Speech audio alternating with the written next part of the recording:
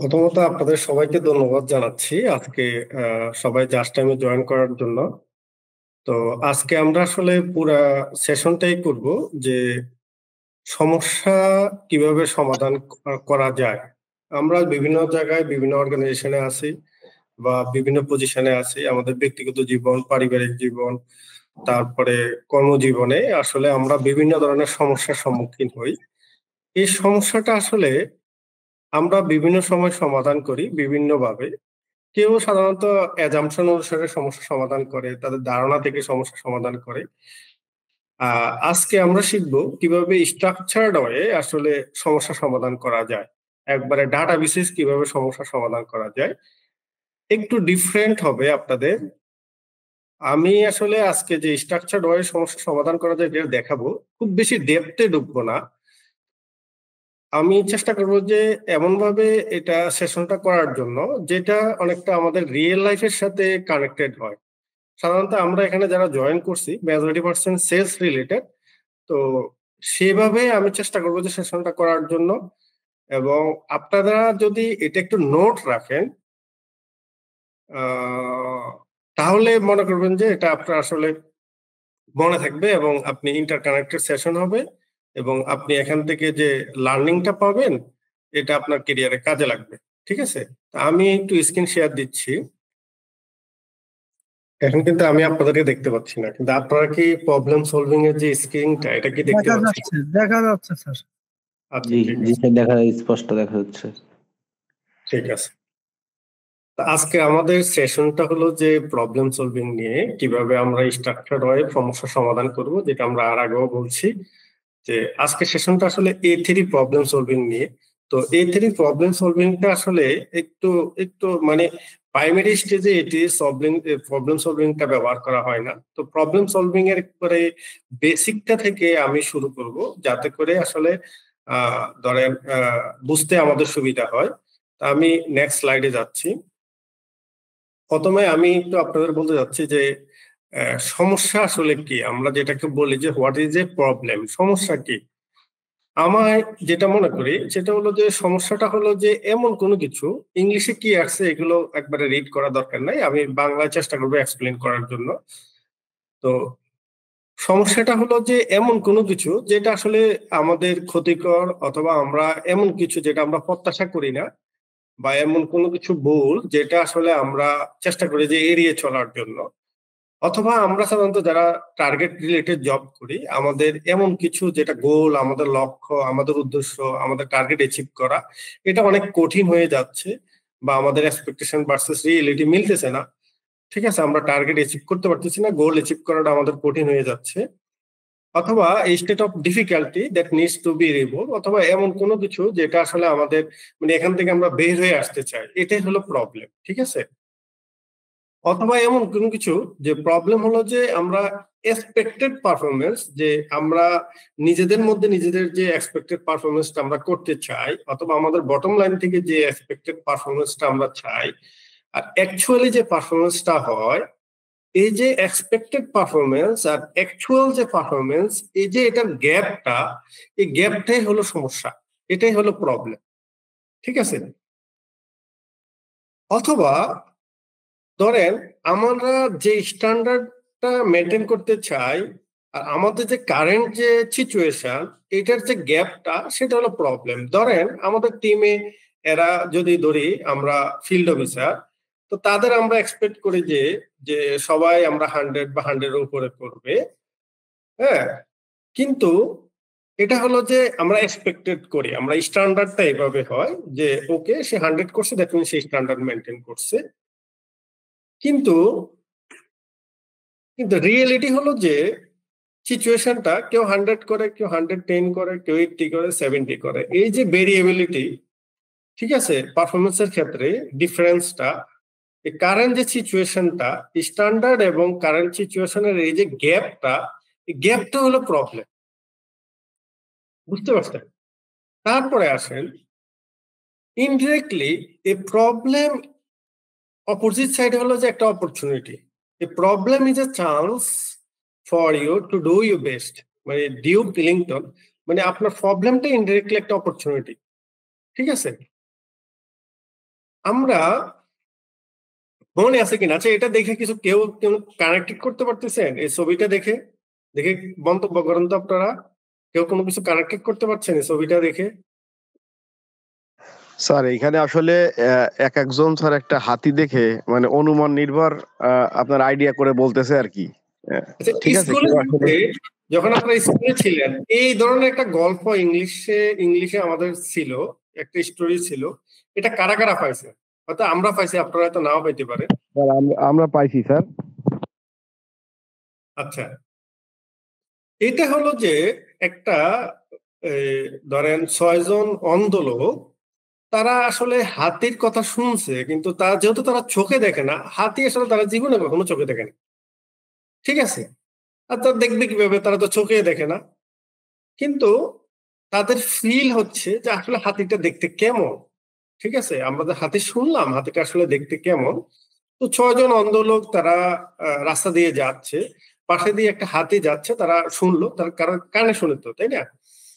তো তখন তাদের ইচ্ছা হলো যে আসলে হাতিটা দেখবো, মানে একটা কিউরিওসিটি আসলো। তো 6 জন অন্ধ লোক কেউ দেখা গেছে যে হাতির ধরেন শিংয়ের ভিতরে ধরে বলতেছে যে ও হাতি তো আসলে ইয়ের মতো, তীরের মতো বা বর্ষার মতো, ঠিক আছে? আবার কেউ ধরেন সুরের মতো ধরে বলতেছে যে ও আমি তো হাতি বুঝতে পারছি, হাতি তো আসলে একটা সাপের মতো, তাই না? আবার কেউ ধরেন ওই যে কানের মধ্যে ধরে বলতেছে যে ও এটা তো একটা হাত পাখার মতো, হাতি তো আসলে দেখতে একটা হাত পাখার মতো, তাই না? আবার কেউ ধরেন পেটের মধ্যে ধরে বলতেছে যে এটা তো একটা বড় ওয়াল, এটা ওয়ালের মতো, ঠিক আছে? কেউ ধরেন আপনার পায়ের মধ্যে ধরে বলতেছে যে এটা তো একটা গাছের মতো, আবার কেউ লেজের মধ্যে ধরে বলতেছে যে এটা একটা রশির মতো, ঠিক আছে? এখন যখন আমরা মোরাল অফ দ্য স্টোরিটা আপনাদের বুঝতে হবে যে যখনই আমরা কোনো সমস্যা সমাধান করতে যাব, তখন ধরেন তারা কি করছে, ধরেন সমস্যা যখন এক একজন এক এক রকম দেখলো, তারা একসাথে এক জায়গায় এসে একে অপরের সাথে ঝগড়া লাগাই দিল। কেউ বলতেছে না কুলের মতো, কেউ বলতেছে না গাছের মতো, কেউ বলতেছে সাপের মতো। আসলে কিন্তু সবাই রাইট, ঠিক আছে? আসলে সবাই রাইট, যে যেখানে ধরছে তার পারসেপশন সেইভাবে শেয়ার করছে। এখন প্রশ্ন হলো যে যখন আমরা প্রবলেম সমাধান করতে যাব, এভাবে বিভিন্ন মতামত আসবে, প্রত্যেকটা মতামতকেই প্রায়োরিটি দিতে হবে এবং গুরুত্ব দিতে হবে, এবং সমস্যা সমাধানের জন্য তাদেরকে অ্যাড করতে হবে, ঠিক আছে? এখন এটা হলো আলবার্ট আইনস্টাইনের, যেটা আমি এর আগে বললাম যে আপনি এক রকমের থিঙ্কিং দিয়ে আসলে কোনো সমস্যা সমাধান করতে পারবেন না। আপনাকে সমস্যা সমাধান করার জন্য একটু ডিফারেন্ট থিঙ্কিং লাগবে, বিভিন্ন ধরনের থিঙ্কিং লাগবে এই সমস্যা সমাধান করার জন্য, ঠিক আছে? আমি বাংলায় এক্সপ্লেন করতেছি, ইংলিশে কি আছে এটা বোঝা দরকার নাই আপনার। এখানে হলো যে প্রবলেমটা ধরেন একটা গ্যাপ, ঠিক না? এই গ্যাপটা যদি আমরা সমাধান করতে পারি, ইনডিরেক্টলি একটু গ্যাপটাই হবে ইনডিরেক্টলি একটা অপরচুনিটি, বুঝছেন? কারেন্ট স্টেটে এটা হতে পারে একটা গ্যাপ, কিন্তু ফিউচার স্টেজে এটা হলো এটা একটা অপরচুনিটি, ঠিক আছে? আজকে আসলে আমাদের লার্নিং অবজেক্ট কি? আমরা আসলে আজকে স্ট্রাকচার্ড ওয়ে কিভাবে সমস্যা সমাধান করা যায়, আমরা কিছু অ্যাপ্রোচ, টুলস এবং টেকনিক শিখবো, এবং এটা কিভাবে আমাদের কর্মজীবনে অ্যাপ্লাই করা যায় সেটা আমরা এখানে শিখবো। অ্যাপ্লিকেশন অফ দ্য নলেজটা আমরা আজকে শিখবো। তো এ পর্যায়ে আমি আপনাদের, সাধারণত আমরা যারা কাজ করি, আমরা প্রায় সময় যেটা করি, আমরা ফায়ার ফাইটিং এর ভূমিকা পালন করি। যে ওইখানে ডিবির সমস্যা আমরা ছুটে যাই, ওইখানে রিটেলের সমস্যা আমরা ছুটে যাই, ওইখানে ধরেন এফওর সমস্যা আমরা ছুটে যাই। ফায়ার ফাইটিং সাধারণত কি করে? ফায়ার ফাইটিংটা ধরেন কোনো জায়গায় আগুন লাগে, যায় আগুন লাগার সময় দেয়। এখন এটা হলো, আমি আপনাকে একটা কোশ্চেন করতেছি, what is the difference between fire fighting and structured problem solving, ঠিক আছে? এটা আপনাদের একটা কোশ্চেন। এই কোশ্চেন উত্তর আপনাদের দেওয়া দরকার, আমি পরের স্লাইড এটা দিচ্ছি যে ফায়ার ফাইটিং এর ভূমিকা কি। আমরা যারা সাধারণত জব করতেছি, এখন ধরেন মেজরিটি পার্সনের সেলসে জব করি, আমরা অনেক সময় মেজরিটি পার্সনের সময় ব্যয় করি ফায়ার ফাইটিং এ, কিন্তু আমরা স্ট্রাকচার্ড প্রবলেম সমাধান, স্ট্রাকচার্ড যে সমস্যা সমাধান, এটাতে যদি আমরা মানে সময় ব্যয় করি, তাহলে এটা সবচেয়ে বেটার। কারণ আমি একটু ডিফারেন্সটা বলি। ফায়ার ফাইটিং এর কাজ কি? ধরেন একটা জায়গায় সমস্যা হয়েছে, সে ওইখান থেকে কল পাইছে, সে দ্রুত ছুটে যায়, যাইয়া সে আগুনটাকে নিভায়। এবার মানে রুগী যাওয়ার আগে মানে ডাক্তার যাওয়ার আগে রোগী মারা গেল, বা ধরেন রোগী, এটা কি বলে, ডাক্তার একজন হেল্প করেন তো, ডাক্তার আসিবার পূর্বে রোগী মারা গেল, আর হলো ডাক্তার আসিবার পরে রোগী মারা গেল। মানে আমাদের দেশে ফায়ার ফাইটিং এর অবস্থা হলো এরকম যে ফায়ার মানে মানে তারা যাইতে যাইতে আগুনে পুরো সব শেষ হয়ে যায় আর কি। যাক, এটা আমাদের এজেন্ডা না। আমাদের এজেন্ডা হলো ফায়ার ফাইটিং, হলো যে তারা সাধারণত কোনো জায়গায় তাদের এত রুট কজ অ্যানালাইসিস তারা করে না, তারা কল পায় যাই আগুন নিবে, তারপরে আবার চলে আসে। তারা আসলে এই আগুন কেন লাগলো, কিভাবে লাগলো, আবার আগুন যাতে না লাগে, এই কাজটা আসলে তাদের না। ঠিক আছে। আর স্ট্রাকচার প্রবলেম সলভিং হলো যে আপনার এই আগুনটা কেন লাগলো, কোন জায়গা থেকে লাগলো, এটা মূল আসলে রুট কজটা কি, এবং সঠিক রুট কজ বাইর করে কারেক্টিভ এবং প্রিভেন্টিভ অ্যাকশন নেওয়া, যাতে করে পরবর্তীতে আর কখনো এই আগুনটা না লাগে। এটাই হলো স্ট্রাকচার প্রবলেম সলভিং। ঠিক আছে। তো স্ট্রাকচার প্রবলেম সলভিং এর জন্য আমরা সাধারণত কিছু রুট কজ অ্যানালাইসিস করি। তো বেসিক সমস্যার জন্য আমরা সাধারণত যেটা করি, একবারে প্রাইমারি যে সমস্যা, মানে খুব সমস্যা গভীর না আর কি, বেসিক, সেক্ষেত্রে আমরা 5 ওয়ে অ্যানালাইসিস করি। যদি আরেকটু হয় তাহলে ফিশবোন ডায়াগ্রাম করি, A3 প্রবলেম সলভিং করি, তারপরে 8D প্রবলেম সলভিং করি। তো যদি এগুলা, তো মানে একবারে সমস্যাটা যদি একবারে আরো মানে কঠিন হয়, তখন সাধারণত আমরা যেটা করি সেটা হলো ধরেন 6 সিগমা অ্যানালাইসিস করি। তা আমরা আজকে সাধারণত 5 ওয়ে অ্যানালাইসিসটা করব, ফিশবোন ডায়াগ্রামটা করব, এবং A3 প্রবলেম সলভিংটা নিয়ে কথা বলবো যদি সময় হয়। কারণ আজকে স্লাইডটা হলো একটা বড় স্লাইড। টোটাল কয়টা স্লাইড আমি দেখাই একটু। টোটাল স্লাইড হলো, আমরা 12 নম্বর স্লাইডে আছি, টোটাল স্লাইড হলো 32টা। ঠিক আছে। তো চেষ্টা করবো যে আমি পুরোটাই শেষ করার জন্য, আর পরবর্তীতে আরো প্রয়োজন হলে আমি ডিটেলস এটাতে সময় ব্যয় করবো, ধরেন যাতে করে আরো বেশি ডিটেলস বোঝা যায় আর কি। ঠিক আছে। আমি চেষ্টা করবো আজকে পুরোটা শেষ করার জন্য। এখন প্রথমে আমরা রুট কজ অ্যানালাইসিসটা করবো। আসলে প্রত্যেকটা সমস্যার একটা রুট থাকে, মানে একটা কজ থাকে। আমরা সিমটম প্রথমে দেখি, কিন্তু আসলে এই সিমটমটার এগেনিস্টে একবার রুট একটা কারণ থাকে যে আসলে এই সমস্যাগুলো হচ্ছে বা সিমটম হচ্ছে। এটা আসলে এস্টাবলিশ করছে হলো, যে ইনভেন্ট করছে বা আবিষ্কার করছে হলো সাকিচি টয়োটা। বুঝছেন? এটা হলো, উনি হলো founder of the Toyota industry. Toyota গাড়ি তো নাম জানেন নাকি? বুঝছেন, জাপানের মধ্যে সবচেয়ে অল ওভার দ্য ওয়ার্ল্ড তারা পপুলেটেড ব্র্যান্ড। ঠিক আছে, টয়োটা। তো এটা আসলে এই 5 ওয়ে টেকনিকটা 1930 সালে এটা আবিষ্কার করছে, কিন্তু এটা আসলে বর্তমান সময় পর্যন্ত প্রবলেম সলভিং এর জন্য সবচেয়ে বেস্ট পপুলার হলো যে 5 ওয়ে অ্যানালাইসিস। তো আমি আপনাকে একটা রিয়েল লাইফ একটা এক্সাম্পল দেই। এটা এটা হলে আপনারা একটা কানেক্ট করতে পারবেন। ধরেন আমার মেয়ে, তো প্রায় সময় তার সমস্যা হয়, বুঝছেন। ধরেন সে তখন ধরেন আমার শ্বশুর বাড়িতে আছে, তো আমাকে কল দিল যে ও তো জ্বর হয়েছে, বুঝছেন। আমার মেয়ে, ওর বয়স হলো 4 বছর। তো বলছে ঠিক আছে ডাক্তারের কাছে যাও। তো ডাক্তারের কাছে গেল, ডাক্তার জ্বরের ওষুধ দিয়ে আসলো, জ্বরের ওষুধ নিয়ে আসলো। তারপর বলতেছি যে না, তার তো ঠান্ডা লাগছে। তো ঠান্ডার জন্য আবার ডাক্তারের কাছে যাও। ডাক্তারের কাছে বলছে, ডাক্তার ঠান্ডার ওষুধ দিয়ে দিছে। আমাদের যেটা হয়, তারপরে এটার সাথে আপনারা রিলেট করতে পারবেন, আপনাদেরও ছেলে মেয়ে সন্তান আছে, বা পার্সোনালি আমরা যেটা করি। তারপরে যেটা হয় যে ও তো পেইন হচ্ছে, আচ্ছা ডাক্তারের কাছে যাও, ডাক্তারের পেইনের ওষুধ দিচ্ছে। কিন্তু দেখেন, এটা হয় কি, মূল সমস্যা কিন্তু সমাধান হচ্ছে না। ব্যাপার কি, জ্বর হয়েছে, ওষুধ খাচ্ছে, আবার জ্বর চলে যাচ্ছে, আবার জ্বর হচ্ছে, আবার জ্বর চলে গেছে, আবার ঠান্ডা আসতেছে, মানে ফিক্স সলিউশন হচ্ছে না। পরে আমি বললাম যে সামথিং রং, তুমি একটা কাজ করো, তুমি একটা ভালো ফিজিশিয়ান দেখাও, একটা প্রফেসর লেভেলে দেখাও, যে আসলে কোন আসলে সমস্যা থেকে এটা হচ্ছে। আমি কল দিয়ে বললাম। পরে বললো যে আচ্ছা ঠিক আছে। পরে আমাদের আশেপাশে আহ একজন ভালো ডাক্তার আছে, ওইখানে গেল, গিয়ে ডাক্তার দেখলো, সব কথা শুনলো, সব বর্ণনা শুনলো। পরে ডাক্তার কিছু টেস্ট দিল। টেস্ট দেওয়ার পরে রিপোর্ট আসলো। রিপোর্ট আসে যেটা হলো যে তার ব্লাডের মধ্যে ইনফেকশন। ঠিক আছে। পরে ইনফেকশনের জন্য ইনজেকশন দিল, কিছু ওষুধ দিল, মনে হয় 5টা নাকি 7টা ইনজেকশন দিল। ইনজেকশন গুলো দিল, তারপরে একটু ওষুধ দিল, দেখা গেছে যে ব্লাডের ইনফেকশন ঠিক হয়ে গেছে, জ্বরের সমস্যার সমাধান হয়ে গেছে, ঠান্ডার সমস্যার সমাধান হয়ে গেছে, আবার পেইনের সমস্যার সমাধান হয়ে গেছে। ঠিক আছে, এই রিয়েল লাইফের ক্ষেত্রে আমাদের কর্মজীবনের ক্ষেত্রেও আমরা বিভিন্ন ধরনের সমস্যার সম্মুখীন হই। যাই কি করি, জ্বর হয়েছে জ্বরের ওষুধ দেই, আবার কি হয়েছে আমাদের ধরেন ঠান্ডা লাগছে ঠান্ডার ওষুধ দেই, আবার ধরেন পেইন হয়েছে পেইনের ওষুধ দেই।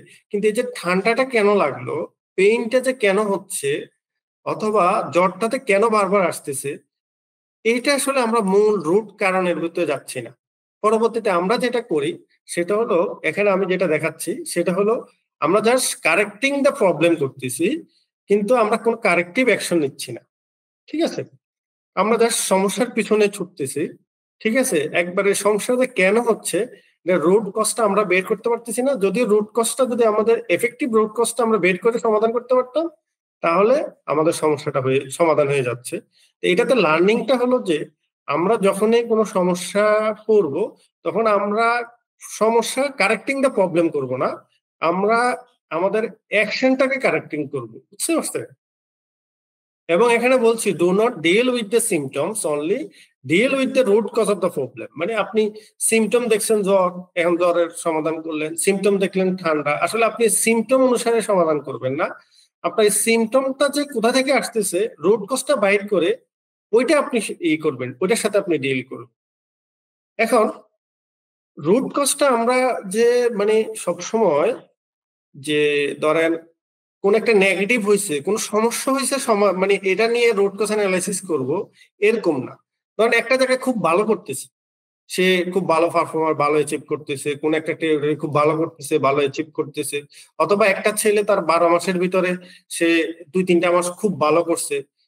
হ্যাঁ, এখন প্রশ্ন হলো এই যে ভালোটা সে করতেছে কেন, সেটা নিয়ে অ্যানালাইসিস হইতে পারে, সেটার রুট কজ বাইর করা যাইতে পারে। তাহলে আপনার যেখানে সমস্যা হচ্ছে ওই যে ভালো যেটা, এটাকে আপনি সমস্যা জনিত জায়গায় অ্যাপ্লাই করতে পারবেন। বুঝতে পারছেন? এই জন্য শুধু যে নেগেটিভ ইউ নিয়ে আমরা রুট কজ অ্যানালাইসিস করবো এরকম না, আমাদের মানে ভালো কোনো কিছু নিয়েও আমরা রুট কজ অ্যানালাইসিস করতে পারি।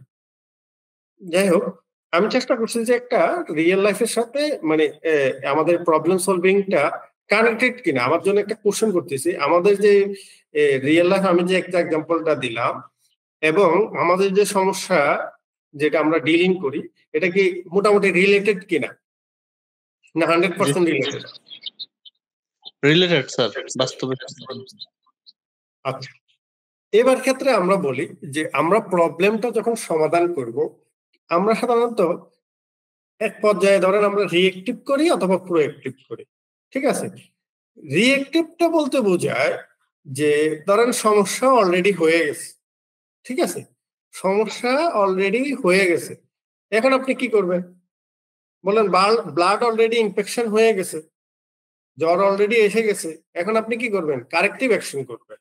আপনি এখন আগে সুস্থ করতে হবে রোগী, পরে যাই আপনি প্রিভেন্টিভ অ্যাকশন করবেন। কিন্তু আগে যেটা করতে হবে, অলরেডি ঘটনা ঘটে গেছে, এখন আপনি এখানে যাই মানে প্রয়োজনীয় পদক্ষেপ নেবেন। এটা বলে যে রিয়েক্টিভ অ্যাপ্রোচ। আর প্রোঅ্যাক্টিভ অ্যাপ্রোচটা হলো এরকম যে সমস্যা ঠিক আছে হয়ে গেছে, এটার জন্য আপনি প্রয়োজনীয় পদক্ষেপও নিলেন এবং সাথে সাথে এমন কিছু স্টেপ নিলেন যেতে দ্বিতীয়বার আর এই ধরনের সমস্যা না হইতে পারে। এটাকে বলে প্রোঅ্যাক্টিভ অ্যাকশন। প্রোঅ্যাক্টিভ অ্যাকশন দুইটাই কিন্তু কারেক্টিভ অ্যাকশন। প্রথম কারেক্টিভ অ্যাকশন থেকে দ্বিতীয় কারেক্টিভ অ্যাকশনটা একটু বেটার। মানে প্রথমটা হলো যে অনেকটা ফায়ার ফাইটিং এর কাজ, যে আপনি গেলেন, আগুন নিবেলেন, শেষ। আগুন সরি, একটা জায়গায় গেলেন, আগুন লেগে গেছে, এখন আপনি এত অ্যানালাইসিস করার এত সময় নেই। আগে যেটা করতে হবে সেটা হলো যে আগুন নিবাও, পরে যাই অ্যানালাইসিস, পরে কোনো কিছু, আগে যাই কারেক্টিভ অ্যাকশন নাও। ঠিক আছে, ধরেন আমি এর আগে একটা এক্সাম্পল দিলাম যে এসির মধ্যে পানি করতেছে, এখন আপনি এখন ইঞ্জিনিয়ারে কল দিবেন নাকি ইঞ্জিনিয়ার আসবে তারপরে এসি ঠিক করবে, এর আগে কিন্তু আপনার রুম বেসে যাবে পানি দিয়ে। আগে কি করতে হবে? পানি পড়ার জন্য হয় এসি বন্ধ করতে হবে, আর নাহলে এসির নিচে একটা বালতি দিতে হবে যাতে পানিটা না মানে বেশি না যায়। এটা হলো যে ধরেন ইমিডিয়েট একটা কারেক্টিভ অ্যাকশন, আপাতত একটা সলিউশন। অ্যাক্সিডেন্ট হয়ে গেছে, ব্লাড বের হচ্ছে, আগে তাড়াতাড়ি করে একটা ব্যান্ডেজ করে আগে ব্লাড বন্ধ করো, পরে যায় এক্সরে করো, পা ভাঙছে না হাত ভাঙছে এটা পরে দেখা যাবে। আগে সাথে সাথে একটা আমাদের কারেক্টিভ অ্যাকশন নিতে হবে। ঠিক আছে, ইমিডিয়েট একটা অ্যাকশন নিতে হবে। তারপরে বলছি যে একটা প্রোঅ্যাক্টিভ অ্যাকশন নিতে হবে, যে ঠিক আছে দ্বিতীয় আমি কারেক্টিভ অ্যাকশন নিলাম, পরবর্তীতে যাতে এই সমস্যাটা আর না ঘটে, এটাও কারেক্টিভ অ্যাকশন। আর সবচেয়ে বেটার হলো যে প্রিভেন্টিভ অ্যাকশন। প্রিভেন্টিভ অ্যাকশন হলো যে যে একটু সিমটম তো বোঝা যায়, ঠিক না? একটা ঘটনা ঘটার আগে হালকা একটু সিমটম দেখা যায়, অথবা ঘটনা ঘটতে যাতে না পারে আগে থেকে আপনি এমন ভাবে ধরেন নিজেকে প্রস্তুত রাখলেন যাতে ঘটনাটা নাই ঘটতে পারে। এটা ধরেন এরকম যে ধরেন আপনি ফিজিক্যাল ফিটনেস এমন ভাবে রাখছেন, আপনি এক্সারসাইজ ঠিক মতো করতেছেন, আপনার ফুড হ্যাবিট আপনি মেনটেন করতেছেন, হ্যাঁ আপনি কোনো ধরনের মানে ধূমপানের সাথে কানেক্টেড না, আপনি চেষ্টা করতেছেন একটা হেলদি লাইফ লিড করার জন্য। হেলদি লাইফ লিড করলে যে আপনি বেশি দিন বাঁচবেন এরকম না। হেলদি লাইফ লিড করা মানে হলো যে অন্ততপক্ষে আপনার রোগটা আপনাকে কম ধরবে, ঠিক আছে? আপনার ডায়াবেটিস হওয়ার সম্ভাবনা কম থাকবে, আপনার প্রেশার হওয়ার সম্ভাবনা কম থাকবে, আপনার মানে ফিটনেসটা আপনি ঠিক রাখবেন। এটা অনেকটা প্রিভেন্টিভ অ্যাকশন। আমি যদি আরেকটা এক্সাম্পল দিই, সেটা হলো প্রিভেন্টিভ অ্যাকশনটা অনেকটা এরকম যে ধরেন আপনারা কয়জনে শুনছেন যে S-400 একটা রাডার সিস্টেম আছে যেটা আসলে রাশিয়ার অরিজিনেটেড, এখন মনে হয় এটা S-500। আপনারা কি এটা জানেন যে এমন একটা রাডার সিস্টেম আছে যে ধরেন S-400 এটা রাশিয়ার ইয়ে আছে? জি স্যার। ঠিক আছে, তো এই রাডার সিস্টেমের কাজ কি? সেটা হলো যে ধরেন শত্রুপক্ষের কোনো মিসাইল হামলা হলে এটাকে আকাশে ধ্বংস করে দিবে, ঠিক আছে, মাটিতে পড়ার আগে। যদি এটা মাটিতে পড়ে যায় তাহলে এটা হবে কারেক্টিভ অ্যাকশন, যদি এটা আকাশে ধ্বংস হয়ে যায় তাহলে এটাকে প্রিভেন্টিভ অ্যাকশন। আমি একটু এটার সাথে একটু রিলেটেড না, তারপর একটা কথা বলি। ধরেন S-400 এটার প্রাইস হলো 5.3 বিলিয়ন, ঠিক আছে? তো বাংলাদেশে যদি একটা S-400 বসানো হয় তাহলে অলমোস্ট এটা 90% কাভার হয়ে যাবে। বাংলাদেশে যদি ফুল S-400 কাভার করতে হয় তাহলে 1.3 S-400 লাগবে, মানে প্রায় 2টা বা 1.5টা বা একটা হইলে মোটামুটি বেসিক ইয়ে হয়ে যায়, সেন্টার জায়গাটা কারেকশন হয়ে যায়। কারণ সাধারণত এই ধরনের হামলা হইলে কি হয়, এরা তো আর ধরেন গ্রামে গঞ্জে হামলা হয় না, সাধারণত শহরে হামলা হয়। তো বাংলাদেশে যদি এমন একটা বসানো হয় তাহলে মানে আমাদের শত্রুপক্ষ মায়ানমার, ইন্ডিয়া, পাশাপাশি কান্ট্রি বা ধরেন আপনার পাকিস্তান, তো যখনই কোনো মিসাইল হামলা হবে এটাকে আকাশে ধ্বংস করে ফেলতে পারবে। এটার দাম হলো কত? 5.3 বিলিয়ন। বাংলাদেশ যদি এই ধরনের একটা প্রিভেন্টিভ অ্যাকশন নেয় তাহলে কনফিডেন্সের জায়গা কি বেড়ে যাবে কিনা বলেন তো? শত্রুপক্ষের সাথে যে আমাদের একটা ডিফেন্স সিস্টেমটা খুব ভালো আমরা করছি। মজার বিষয় হলো কি জানেন, এটা আমি কেন শেয়ার করছি, বাংলাদেশে যেটা সাধারণত আপনার মানি লন্ডারিং শোনেন না, মানে টাকা পাচার, বাংলাদেশে যে পরিমাণ টাকা পাচার হয়েছে এটাতে ধরেন প্রায় 12 থেকে 15 বিলিয়ন টাকা, মানে বাংলাদেশি টাকা এটা বাইরে পাচার হয়েছে। এটা যদি মানে কন্ট্রোল করা যাইতো বাংলাদেশে প্রায় 2 থেকে 3টা S-400 মানে ডিফেন্সিভ অ্যাকশন বসানো যেত। তাহলে কি হতো, এটা হলো বেস্ট প্রিভেন্টিভ অ্যাকশন হয়ে যেত, আমাদের ডিফেন্স সিস্টেমটা খুব স্ট্রং হয়ে যেত। তো আমার মনে হয় আমি যে স্টোরিটা বললাম আপনারা এই যে কোনটা রিএক্টিভ, কোনটা কারেক্টিভ আর কোনটা প্রিভেন্টিভ এটা আপনারা বুঝতে পারছেন। জি স্যার। আচ্ছা, কোনটা সবচেয়ে বেটার বলেন তো? S-400 বসাতে সবচেয়ে ভালো স্যার। মানে আপনি যেটা বোঝা যাচ্ছেন প্রিভেন্টিভ অ্যাকশনটা, এই তো, মানে সমস্যা ঘটার আগে থেকে যাতে না ঘটতে পারে সেভাবে মানে তৈরি করা। জি স্যার। আচ্ছা, আমাদের এই প্রিভেন্টিভ অ্যাকশনটা খুব দরকার, বুঝছেন? সাধারণত ধরেন আমরা সাধারণত ক্রেডিট ম্যানেজমেন্টের যে ডিস্ট্রিবিউশন করি, যদি আমি ওইভাবে এক্সাম্পল দিই, কারণ আপনি দেখলেন একটা ডিস্ট্রিবিউটরের কাছে আপনি 10 লাখ, 20 লাখ, 30 লাখ টাকা পান, হ্যাঁ, বিজনেস ভলিউম অনুসারে, কিন্তু ডিস্ট্রিবিউটর তার ইনভেস্টমেন্ট সরাই ফেলতেছে, বুঝছেন? একটা পর্যায়ে আপনি যে তার কাছে 30 লাখ টাকা পান এটাও নাই, ঠিক আছে? আপনি যদি প্রিভেন্টিভ অ্যাকশন না নেন বা আপনার যদি কোনো ধরনের রাডার সিস্টেম না থাকে, যদি এটা ধরা না পড়ে, তাহলে কিন্তু কি হবে, আপনি একটা সময় তার পিছনে করতে হবে যে ওই টাকার জন্য, ঠিক আছে? এই জন্য আমাদের প্রিভেন্টিভ অ্যাকশনটা জরুরি। আমি নেক্সট স্লাইডে যাচ্ছি। তো রুট কজ অ্যানালাইসিসের স্টেপ গুলো কি কি? তো প্রথমে বলছি সামথিং ইজ রং, মানে আমাকে যখন পরিবার থেকে বললো যে সমস্যা তো সমাধান হচ্ছে না, জ্বর ভালো হচ্ছে না, ঠিক আছে, জ্বর বেড়ে যাচ্ছে, তখন আমার কাছে মনে হচ্ছে যে না, সামথিং রং, মানে এইভাবে ওষুধ খেলে তো জ্বর ভালো হয়ে যাওয়ার কথা, কিন্তু ভালো হচ্ছে না কেন, তাহলে সামথিং রং। এখান থেকেই আসলে রুট কজ অ্যানালাইসিস শুরু, বুঝছেন? একটা ধরেন আপনার একটা জায়গায় অ্যাচিভমেন্ট ঠিক মতো আসতেছে না, that means something is wrong, কোনো না কোনো জায়গায় প্রবলেম আছে। তখন আমাদের যেটা করতে হবে, প্রথমে টেম্পোরারি একটা সমস্যা সমাধান করতে হবে, মানে আপনি একদম ফাইনাল সমস্যা সমাধানের জন্য বসে থাকবেন এরকম না, আপনি টেম্পোরারি একটা সমস্যা সমাধান করবেন। কিন্তু টেম্পোরারি সমাধান করে ভুলে যাওয়া যাবে না, মানে আমরা যেটা ফায়ার ফাইটিং এর কাজ করি, একটা জায়গায় গেলাম, সমস্যা একটু যে কারেক্টিভ অ্যাকশন নিলাম, তারপরে আমরা ভুলে গেলাম, পরে দেখা গেছে আবার সমস্যা হলো, এরকম না। আমরা টেম্পোরারি একটা সমস্যা সমাধান করব, পরে আমরা অ্যানালাইজ ডাটা করবো, ডাটা অ্যানালাইসিস করব, প্রয়োজন হলে আমি এটা নিয়ে একটা মানে আমরা আমাদের টিম নিয়ে একসাথে বসবো, না পারলে এখানে আমাদের টিম যদি এগুলাতে অবগত না থাকে, তাহলে এই বিষয় নিয়ে যারা এক্সপার্টাইজ আছে তাদের হেল্প নিব, লাইন ম্যানেজারের হেল্প নিব, নিয়ে একটা জায়গায় বসবো। এরপর আমরা আরসি, এটাকে বলে রুট কজ অ্যানালাইসিস করব। রুট কজ অ্যানালাইসিস করে একবারে টপ কারণগুলো আমরা ফাইন্ড আউট করব, ফাইন্ড আউট করে এদের এগেইনস্টে আমরা সলিউশন করব, এবং এটা আমরা পাইলট প্রজেক্ট করব, এবং এটাকে আমরা ডেপ্লয় করব, বলতে আমরা এটাকে অ্যাপ্লাই করব, এবং পরে আমরা যেটা করব যে এটা ঠিক মতো কাজ করতেছে কিনা এটা আমরা কন্ট্রোল করব, ঠিক আছে? এটা হলো রুট কজের স্টেপ, ঠিক আছে, 1 2, মানে এটার পরে এটা এভাবে যাবে আর কি, তারপরে এভাবে যাবে, ঠিক আছে? আচ্ছা, এটা ক্লিয়ার কিনা বলেন তো? আপনারা ইচ্ছা করলে স্ক্রিনশটও নিতে পারেন, নোটও নিতে পারেন, ঠিক আছে? প্রথমে সামথিং হ্যাজ গন রং, তারপরে temporary fix the put place, analyse the data, gather people expertise, conduct your root cause analysis, identify top causes, identify top solution, pilot and deploy solution, control your solution, ঠিক আছে?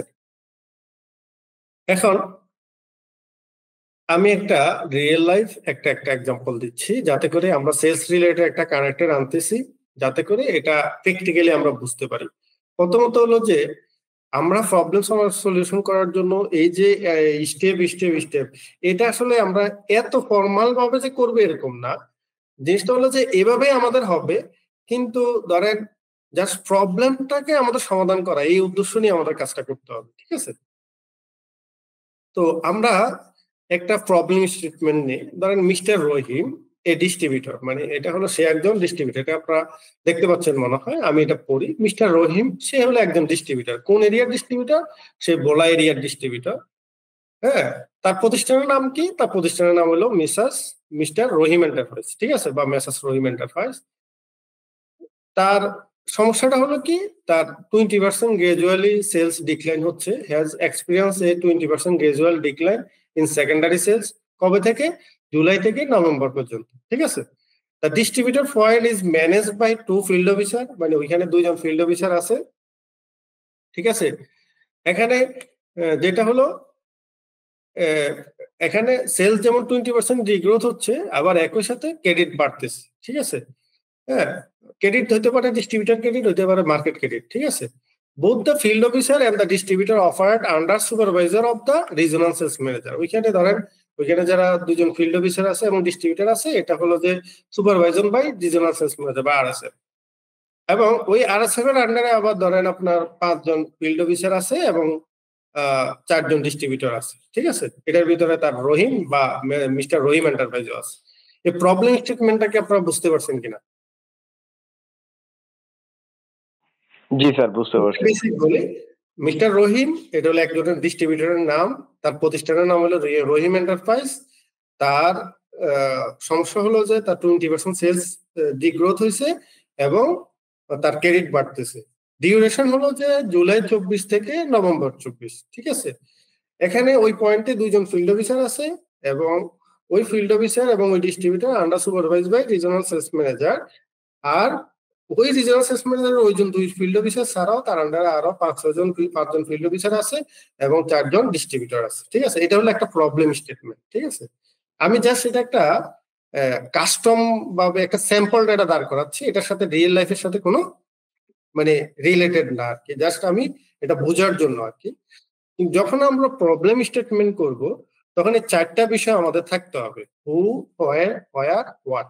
মানে কি, মানে এখানে কে সমস্যাটা করতেছে বা এটার সাথে রিলেটেড কারা, এখন এটার সাথে কখন, মানে ডিউরেশন টাইমটা জানতে হবে, একবারে রিয়েল প্লেসটা থাকতে হবে, এবং কি সমস্যা সেটা স্পেসিফিক থাকতে হবে। যদি 4টে জিনিস থাকে তাহলে এটা সমস্যা, আর যদি 4টে জিনিস না হয় তাহলে এটা প্রবলেম স্টেটমেন্ট না। আমি মনে হয় আপনাদেরকে ক্লিয়ার করতে পারছি।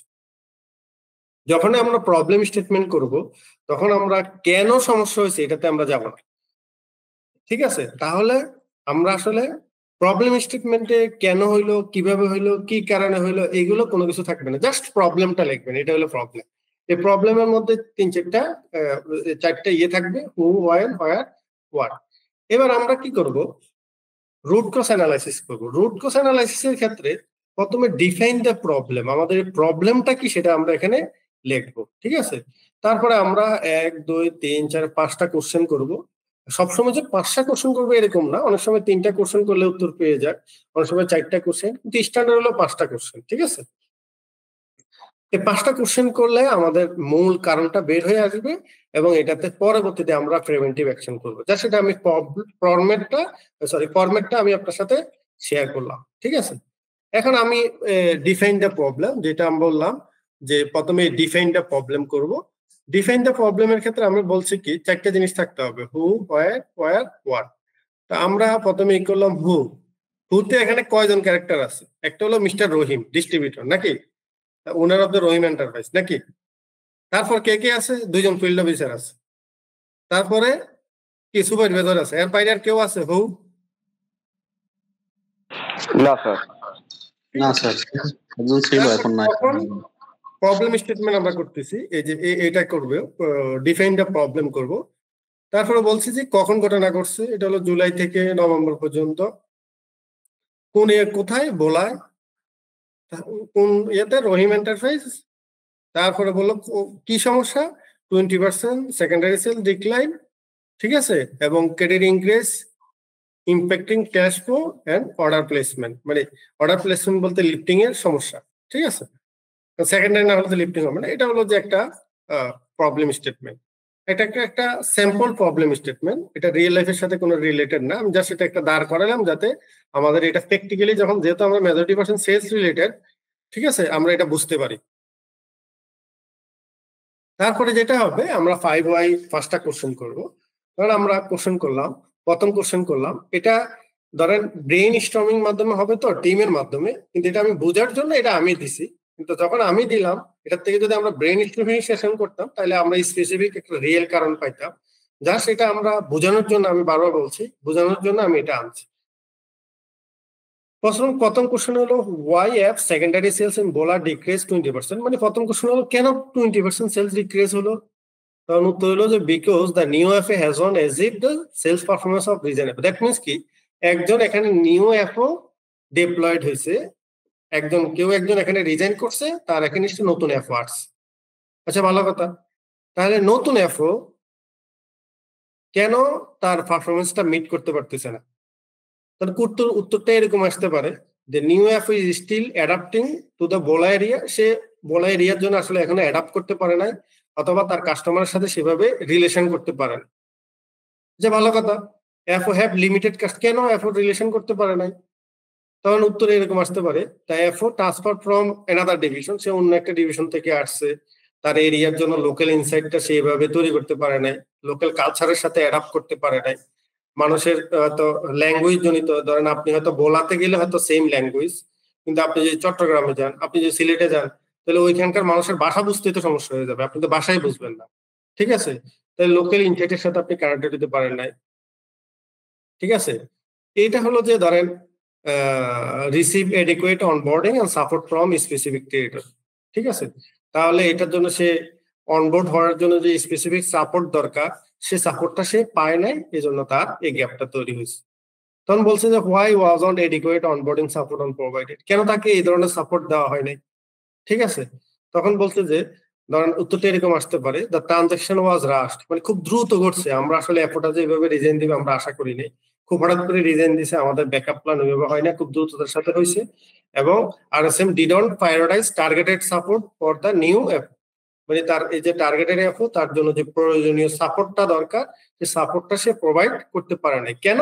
Due to managing multiple distributor FO, কারণ তার আরো মাল্টিপল অনেক টাস্ক ছিল, আরো অনেক মাল্টিপল ডিস্ট্রিবিউটর ছিল, মাল্টিপল আরো এফও ছিল, বা তার অন্যান্য আরো টাস্ক ছিল। এটাতে যাইয়া সে স্পেসিফিক ভাবে ওই এফওকে সেভাবে সে সময় দিতে পারে না। Why was the RSM unable to prioritize BOLA during the transaction? এই সময়টার ভিতরে সে কেন অক্ষম হলো? এটা তো হলো যে RSM ওয়ার্কলোড স্পিড, সে তার যে ওয়ার্কলোডটা, তার অনেকগুলো ফাংশন ছিল, অনেকগুলো কাজ ছিল, সেটাতে সে স্পেসিফিক মানে কনসেন্ট্রেটটা ওইভাবে ওইখানে দেওয়া লাগছে। তার আরো 5 জন ফিল্ড অফিসার আছে এবং 4 জন ডিস্ট্রিবিউটর, মানে ফোকাসটা সে ভাগ করে ফেলছে। এতে করে স্পেসিফিক ভাবে ওই অ্যাপটাতে মানে স্পেশাল ভাবে ফোকাস দেওয়া তার পক্ষে সম্ভব হয় না। এভাবে আমরা আমাদের রুট কজ গুলো বের করব। ঠিক আছে, এটা কি ক্লিয়ার কিনা বলেন তো? মোটামুটি আপনারা রিলেট করতে পারতেছেন কিনা? আমি জাস্ট একটা চেষ্টা করতেছি হলো যে আমরা একটু এক্সাম্পলের সাথে কানেক্ট করা। জি স্যার, রিলেট করতে পারতেছি স্যার। এবার আসেন, তারপরে যখন আমরা রুট কজ অ্যানালাইসিস করব, আমরা অনেকগুলো কারণ পাইছি। কি কি কারণ পাইছি? আমরা পাইছি যে নিউ এফও ডিপ্লয়েড হয়েছে, আমরা কারণ পাইছি যে সে ঠিক মতো রিলেশন করতে পারে না, এখনো অ্যাডাপ্ট করতে পারে না বলাতে। আমরা আরো কারণ পাইছি যে সে ধরেন স্পেসিফিক প্রয়োজনীয়তা সে সাপোর্ট সে পায় নাই। ঠিক আছে, এবং অত হ্যান্ড ওভার টেক ওভার প্রসেসিংটা খুব ভাবে মানে যেভাবে হওয়া দরকার সেভাবে হয় নাই। আমরা আরো পাইছি যে সেটা হলো যে RSM তার অন্যান্য টাস্কের কারণে এখানে সে প্রায়োরিটিসটা এইভাবে ডিস্ট্রিবিউট করে নাই। আমরা আরো টাস্ক পাইছি যে সে RSM এর অনেকগুলো ওয়ার্কলোড থাকার কারণে সে এখানে স্পেসিফিক সে সময় দিতে পারে না। এগুলো আমরা কারণ পেয়েছি। এই কারণের এগেনিস্টে এখন আমরা কি করব? কারেক্টিভ অ্যাকশন নিব। আমরা এখন কোথায় আছি? আমরা এখন ডিফাইন দ্য প্রবলেম শেষ, 5টা ওয়াই শেষ, এখন আমরা এই কারেক্টিভ অ্যাকশনে আসতেছি। ঠিক আছে, এখন কি কি কারেক্টিভ অ্যাকশন হইতে পারে? এটা হলো জাস্ট হাইপোথেসিস করছি, এটা কোনো ব্রেন স্টর্মিং করা হয় নাই। ব্রেন স্টর্মিং করলে একবারে রিয়েল রিজনটা বের হয়ে আসতো, আমি জাস্ট বোঝার সুবিধার্থে এটা করছি।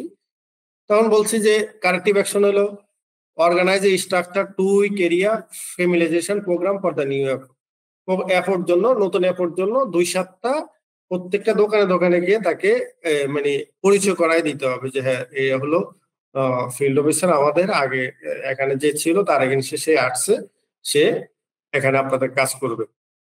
তো এটা করতে হবে কি ইমিডিয়েট ভাবে করতে হবে। এটা কি কি অপশন থাকবে? কারেক্টিভ অ্যাকশন থাকবে, এটা রেসপন্সিবল পারসন কে থাকবে, তার এগেইনস্টে টাইমলাইন থাকবে এবং স্ট্যাটাস থাকবে যে এটা কেমন যাচ্ছে উইথ ডাটাবেস। এটা মুখে মুখে না, একদম রিটেন। এটা রেসপন্সিবল পারসন কে থাকবে, এটা রেসপন্সিবল RSM থাকবে। এটা কখন থেকে শুরু হবে? ইমিডিয়েট ভাবে শুরু হবে। তারপর বলছে provide training on local customer profiles, তার যে লোকাল যে কাস্টমার, কোনটা ওয়াইটেড ডিস্ট্রিবিউশন, কোনটা নিউমেরিক ডিস্ট্রিবিউশন, কার ক্রেডিট কি অবস্থা, সে কিভাবে তার সে কোন পিজিটাকে বেশি নেয়, কোন সময় সে প্রোডাক্টটা বেশি কিনে, সে কি গিফট নিলে মাল নেয় নাকি ক্যাশ ডিসকাউন্ট দিলে মাল নেয়, মানে একটা ওভারঅল একটা ইনসাইট সে বলা মার্কেট সম্পর্কে দিবে।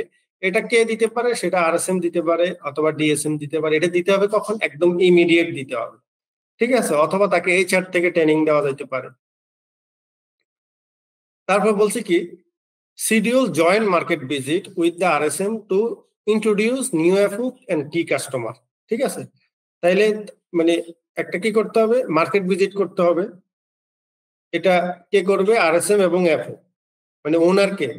এখানে কয়জন ওনার পাইছি আমরা? RSM পাইছি, অ্যাপো পাইছি, ডিস্ট্রিবিউটর পাইছি এবং তার টিম, ডিস্ট্রিবিউটরের টিম পাইছি। ঠিক আছে, এটা কে করবে? এটা করবে RSM এবং অ্যাপো, এবং এটা ডিসেম্বর থেকে কন্টিনিউ করবে। ঠিক আছে, set measurable target for the apo to establish a minimum number of customer interaction.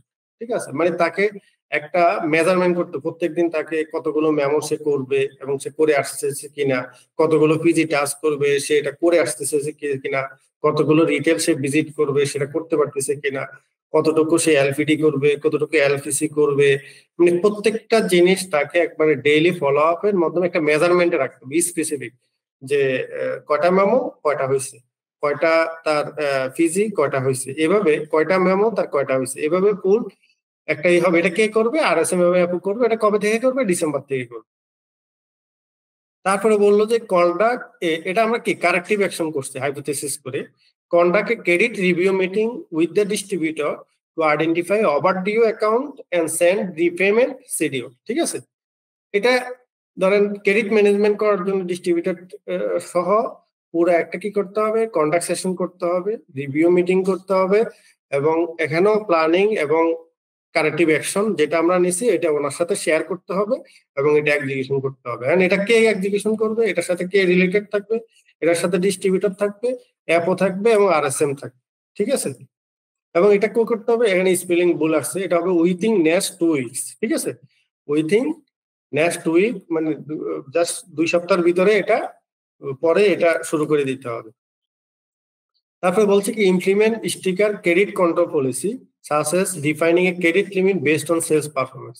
যখন আমরা মার্কেট ক্রেডিট ধরবো তখন প্রত্যেকটা রিটেলার একটা মার্কেট ক্রেডিট লিমিট করে দিতে হবে, যে কোন আসলে কে কার কয়টা মেমো ক্রেডিট থাকবে, কে বিল টু বিল ক্রেডিট করবে, কাকে ক্রেডিট দেওয়া যাবে, কাকে ক্রেডিট দেওয়া যাবে না, কার ক্রেডিট স্ট্যাটাস কতটুকু।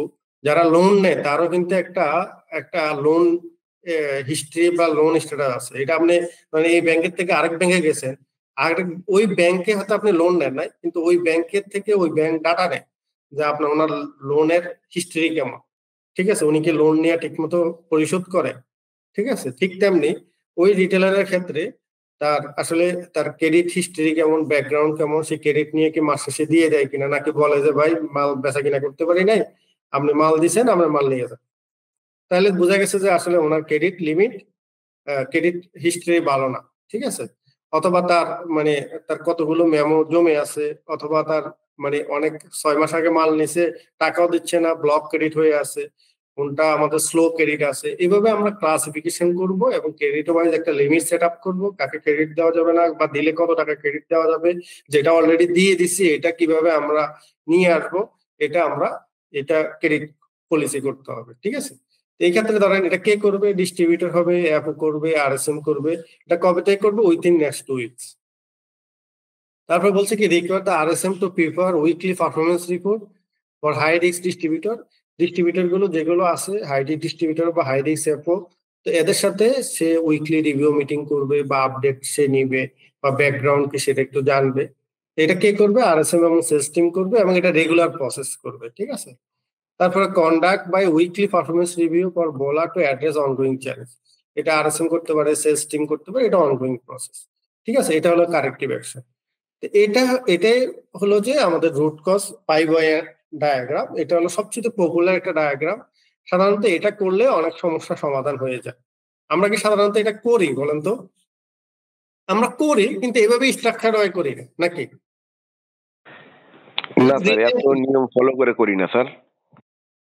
ঠিক আছে, আচ্ছা এটা যদি এভাবে রিটেন হয়, এই যে এইভাবে, এবং এটা রিয়েলি ধরেন আমি এটা রিটেন লিখলাম এবং টাইমলাইন লিখলাম, রেসপন্সিবল লিখলাম, এবার আমি যদি ধরেন 1 সপ্তাহ পরে স্ট্যাটাস নেই যে এটা কি হয়েছে কি হয় নাই, ওকে না হলে নট ওকে, আবার এখানে বললাম যে এটা কি হয়েছে হয়েছে, ওকে নট ওকে, যদি এভাবে স্ট্যাটাস নিয়ে রিভিউ করা হয় এটা কি বেটার হবে কিনা বলেন তো?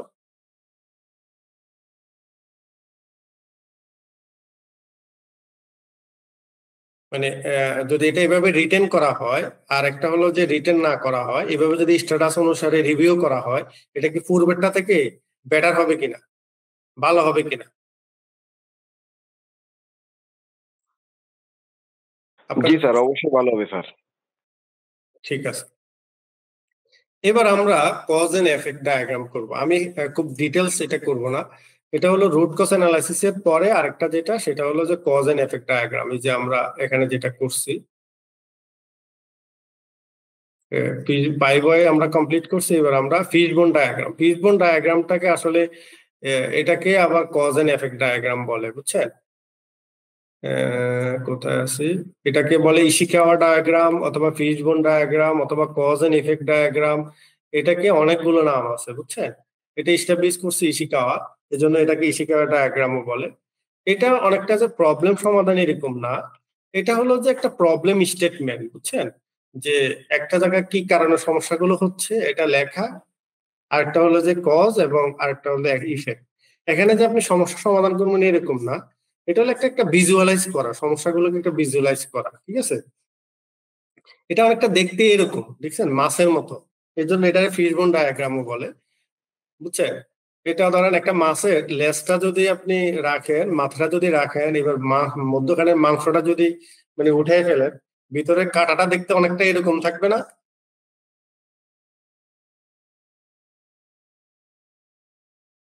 জি স্যার। এই জন্য এটাকে অনেকটা ফিশবোন ডায়াগ্রামও বলে। এখন এই ফিশবোন ডায়াগ্রামে আমরা ওই কারণগুলো ফালাইলাম, ঠিক আছে?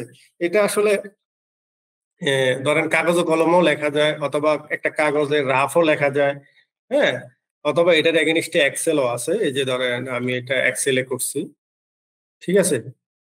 এক্সেল দেখতে পাচ্ছেন না?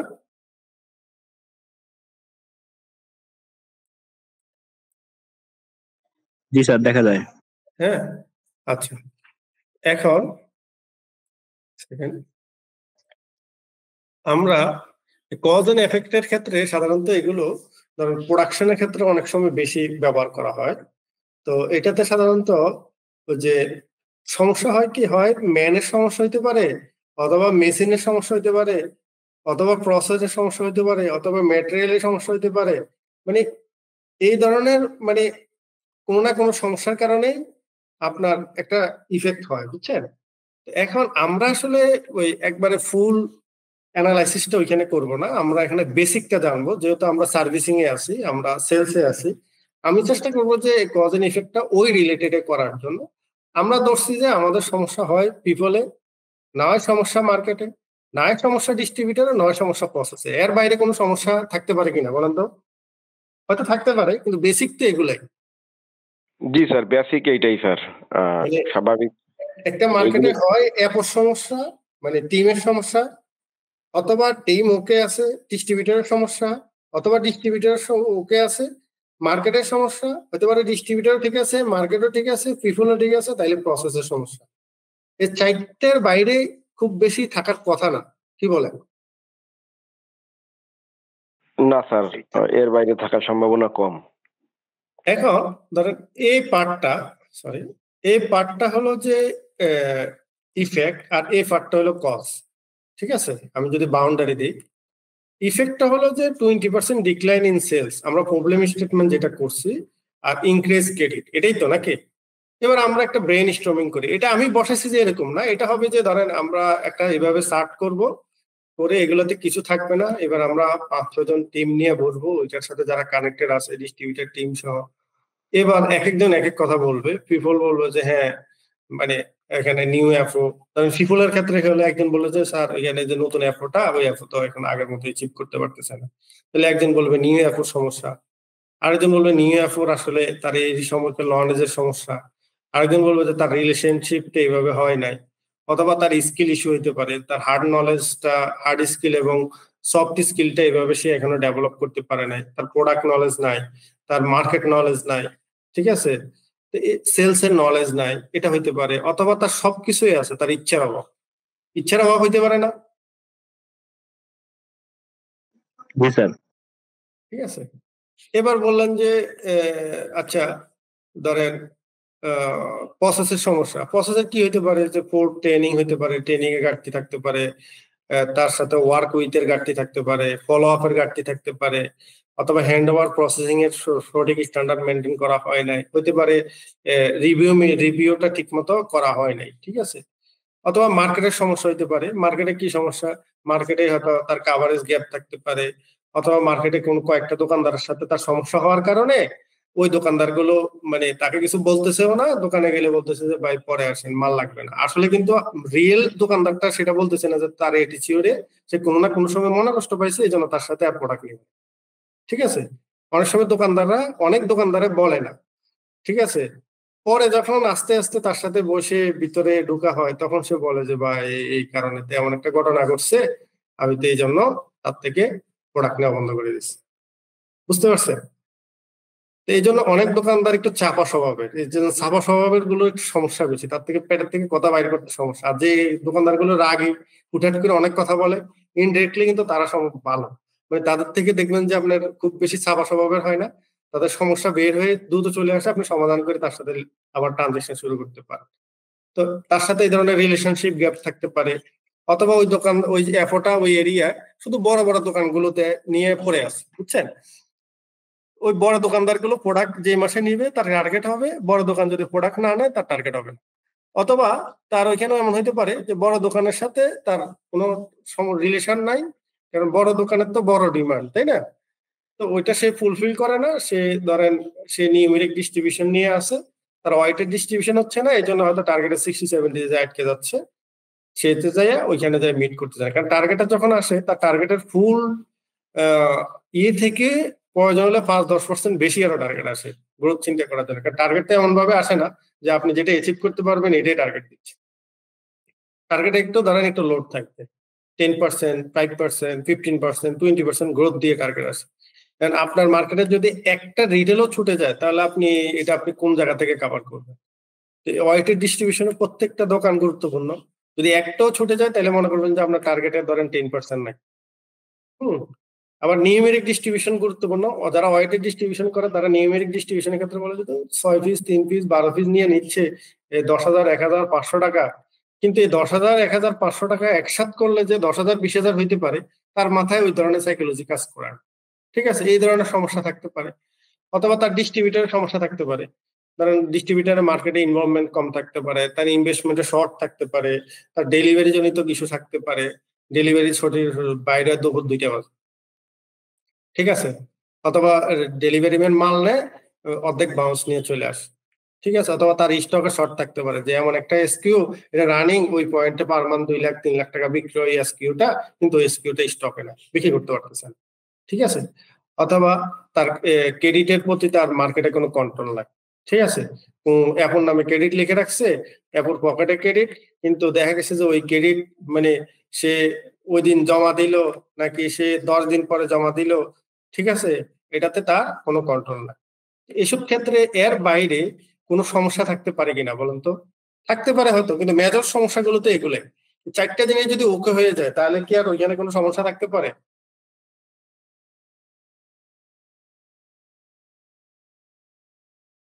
কোশ্চেন ছিল স্যার এইগুলোই তো আসলে মেজর সমস্যা স্যার, এর বাইরে যেগুলো আমরা ফেস করি সেগুলো অতটা গুরুত্বপূর্ণ না স্যার।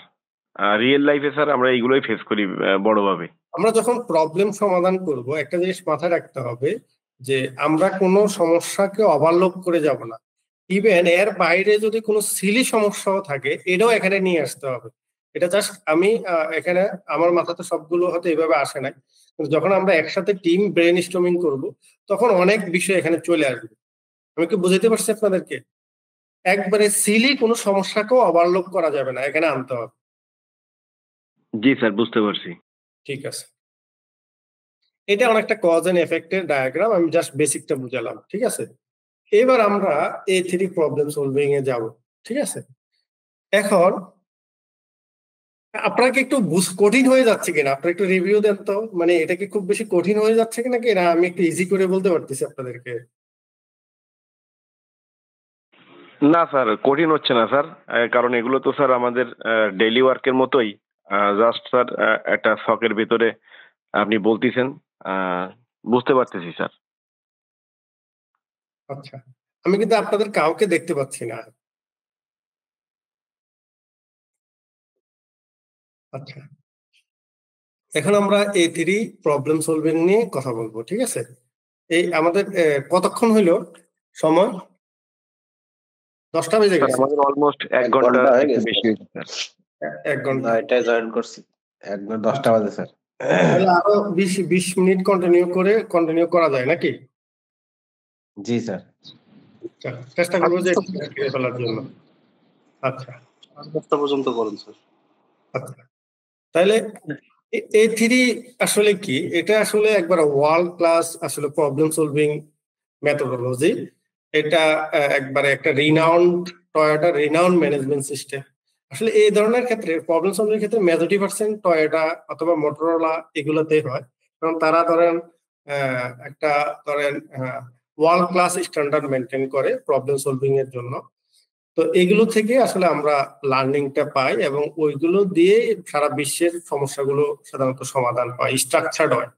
সমস্যা তো সবাই সমাধান করে, অ্যাজাম্পশন অনুসারে সমাধান করে, কিন্তু স্ট্রাকচার হয় সমস্যা সমাধান এভাবে করা হয়। তো এখানে পিডিসি এটাকে ফলো করা হয়। পিডিসি হলো প্ল্যান ডু চেক অ্যাক্ট, এটা আমি পরবর্তীতে শেয়ার করব। এবং A3 বলতে বোঝায় আসলে এটা, দাঁড়ান পরের স্লাইডে এটা এক্সপ্লেন করতেছি, প্র্যাকটিক্যালি দেখাবো। এটা হলো যে A4 সাইজের পেপার তো সবাই চিনেন নাকি?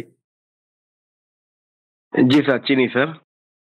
আচ্ছা, আমাকে দেখা যায় তো নাকি? ধরেন এটা একটা A4 সাইজের পেপার, দেখা যায়? জি স্যার, দেখা যাচ্ছে। এটার পাশে আমার কাছে পাশে যদি আরেকটা A4 সাইজের পেপার থাকতো তাহলে বুঝতে পারতাম। তাহলে ধরেন A4 সাইজের পেপার আর আছে, পেপার নিচে আছে। হ্যাঁ, এটা A4 সাইজের পেপার। তো এই দুইটা পেপার যদি একসাথে করা হয় তখন এটা হবে A3। ক্লিয়ার কিনা? এটা হলো A3 পেপার সাইজ। আপনারা যখন প্রিন্ট করবেন, আমরা যখন কম্পিউটার প্রিন্ট করি তখন আমরা দেখাই যে letter size, legal size, A4 size, এটাকে বলে A3 সাইজ। মানে দুইটা A4 সাইজ যখন পাশাপাশি হবে তখন এটা A3 সাইজ। ক্লিয়ার কিনা বলেন তো? Clear sir. আচ্ছা, A3 সাইজের ভিতরে ধর এক পার্টে হবে যে প্ল্যান, এটাতে প্ল্যান, ঠিক আছে? মানে 50% কাগজে হবে প্ল্যান, ঠিক আছে? এখানে 50% না, দুইটার ভিতরে এটা 50% না? জি।